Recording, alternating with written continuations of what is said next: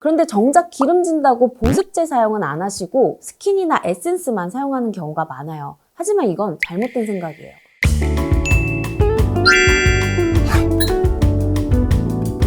안녕하세요. 진한 뷰티 정보 닥터 찐뷰티입니다. 자, 이번 편부터는 여드름에 대해서 이야기해볼까 해요. 요즘 병원에 청소년기 여드름뿐만 아니라 성인 여드름으로 내원하시는 분들이 정말 많아요. 지긋지긋 여드름 이제 그만하고 싶다면 먼저 여드름이 어떻게 생기는지 그 원인을 알아야겠죠. 우리 피부에는 모낭이 있어요. 이 모낭에는 피지를 만들어서 분비하는 피지선이 있고 이 피지를 먹이로 하는 여드름균이 피부에 살고 있어요. 그런데 어떤 원인에 의해서 이 피지가 과다하게 분비되거나 더불어 모낭 입구가 과도한 각질로 막히게 되면 피지는 밖으로 나가지 못해 더 축적되고 여드름균은 더 활발히 증식하게 돼요. 그러면서 염증 반응이 일어나고 이게 바로 여드름인 거죠.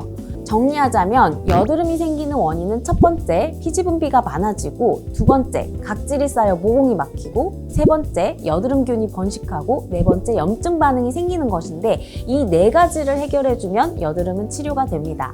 첫 번째 원인인 피지. 피지는 왜 많아지느냐? 피지 분비는 호르몬이랑 밀접한 관계가 있어요. 먼저 2차 성징이 활발해지는 사춘기 때 안드로겐이라는 호르몬이 급격히 증가하게 되는데 안드로겐이 피지 분비를 활성화시켜 청소년기 여드름 악화의 주 원인이 됩니다. 두 번째로는 인슐린인데요. 우리가 아는 인슐린은 혈당을 낮추는 호르몬인데 이 인슐린도 피지선의 성장과 분할을 촉진합니다. GI 지수라는 게 있어요. 우리가 음식을 섭취했을 때 이 음식이 혈당을 얼마나 빠르고 높게 올리는가 숫자로 나타낸 건데요. 이 GI 지수가 높을수록 혈당을 빠르게 올리기 때문에 인슐린 분비도 폭발적으로 늘어납니다. 그래서 여드름을 치료하려면 GI 지수가 높은 빵, 과자, 달달한 음료부터 끊어야 합니다. 그리고 여자분들 생리할 때 되면 턱과 입가 주변에 여드름 심해지시는 분들 있으시죠? 생리 주기에 분비되는 프로게스테론이 피지 분비량을 늘리게 되고 반대로 에스트로겐 분비가 저하될 때는 피부 장벽이 약해지는데 여기다가 생리 전후 달달구리 땡긴다고 군것질 많이 하게 되면 여드름 생기기 딱 좋은 상태가 되겠죠. 그리고 스트레스 받을 때 나오는 호르몬도 피지 분비를 늘리고요. 생활 패턴이 바뀌거나 충분한 수면을 취하지 못하면 면역과 피부 회복이 떨어지고 피지가 과다하게 분비됩니다. 실제로 청소년, 대학생분들 시험 기간 끝나면 여드름 심해져서 피부과 많이 오십니다.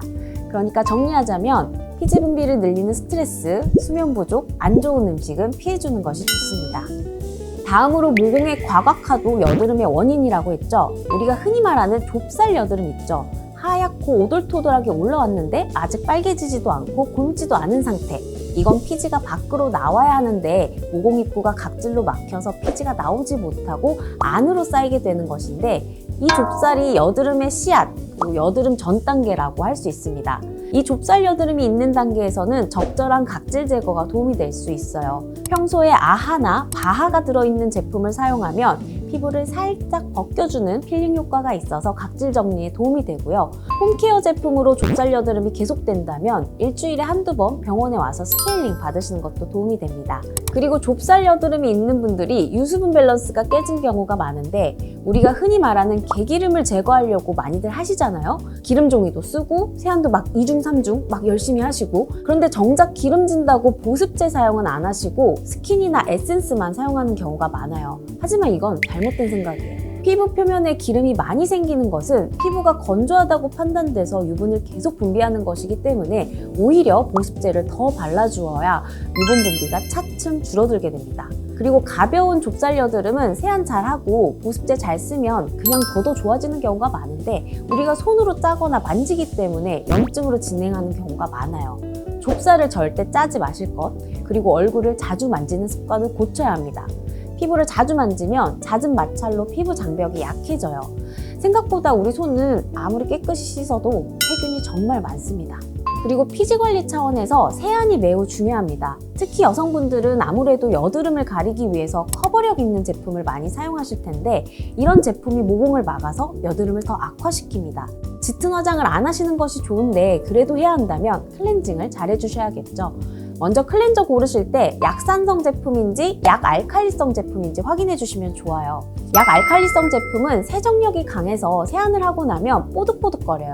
그래서 피지와 각질을 확실하게 없애기엔 약알칼리성 제품이 좋기는 한데 문제는 우리 피부는 산성도가 약 5.5 정도의 약산성을 띠고 있어서 약알칼리성 세안제를 쓰게 되면 피부의 pH 밸런스가 깨지게 되고 여드름균 번식에 좋은 환경이 형성됩니다. 그래서 피부가 민감하고 여드름이 잘 생기는 피부라면 약산성 클렌징 폼을 사용하는 것이 좋습니다.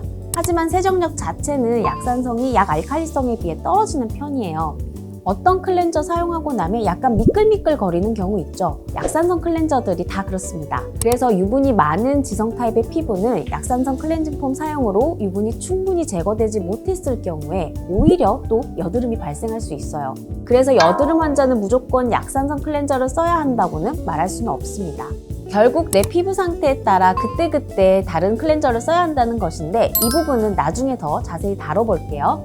그리고 아침 세안, 물 세안만 하시는 분들 많으신데 잠잘 때는 피지 분비도 많아지고 머리카락이나 두피에 묻어나는 이물질 그리고 침구류에서 번식하는 세균도 많기 때문에 아침 세안 때도 꼭 클렌저를 사용해 주시는 것이 좋습니다. 특히 청소년기 남학생들 키우시는 어머님들 꼭 보세요. 우리 아이들 여드름 치료하려면 기본적인 것부터 잘 챙겨주셔야 합니다. 특히 운동 좋아하고 땀 많이 흘리는 친구들이라면 확실한 클렌징 방법부터 가르쳐 주셔야 하고요. 얼굴에 닿는 베갯잎도 자주 교체해 주셔야 합니다.